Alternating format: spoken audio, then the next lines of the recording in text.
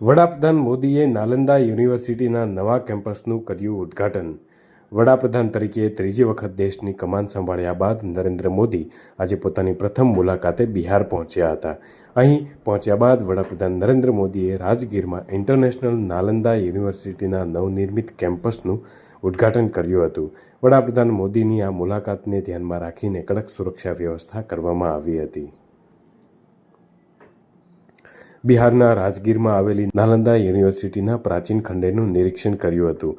તે બાદ તેમણે નાલંદા યુનિવર્સિટીના નવનિર્મિત કેમ્પસનું ઉદ્ઘાટન કર્યું હતું। નવું કેમ્પસ નાલંદા યુનિવર્સિટીના પ્રાચીન અવશેષોની નજીક છે, જેની સ્થાપના નાલંદા યુનિવર્સિટી એક્ટ 2010 દ્વારા કરવામાં આવી હતી।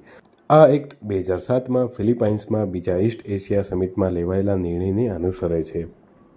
આપને જણાવી દઈએ કે આ નવા સંકુલનું નિર્માણ કાર્ય 2017માં શરૂ થયું હતું। વિદેશ મંત્રાલયનું કહેવું છે કે સરકાર નાલંદા વિશ્વવિદ્યાલયને 800 વર્ષ પહેલાંની એ જ જૂની વ્યવસ્થા અને ભવ્યતા પુનઃસ્થાપિત કરવા માગે છે। સરકાર આ યુનિવર્સિટીને શિક્ષણનું નવું કેન્દ્ર બનાવવાના પ્રયાસો કરી રહી છે।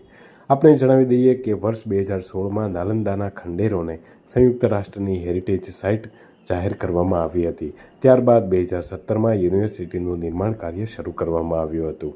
યુનિવર્સિટીનું નવું કેમ્પસ નાલંદાના પ્રાચીન અવશેષો પાસે બનાવવામાં આવ્યું છે। વડાપ્રધાન નરેન્દ્ર મોદી, વિદેશ મંત્રી એસ જયશંકર, બિહારના રાજ્યપાલ રાજેન્દ્ર આર્લેકર, મુખ્યમંત્રી નીતિશ કુમાર, નાયબ મુખ્યમંત્રી સમ્રાટ ચૌધરી અને વિજય સિંહા તેમજ અન્ય પ્રતિનિધિઓ નાલંદા યુનિવર્સિટીના નવા કેમ્પસમાં આવ્યા હતા।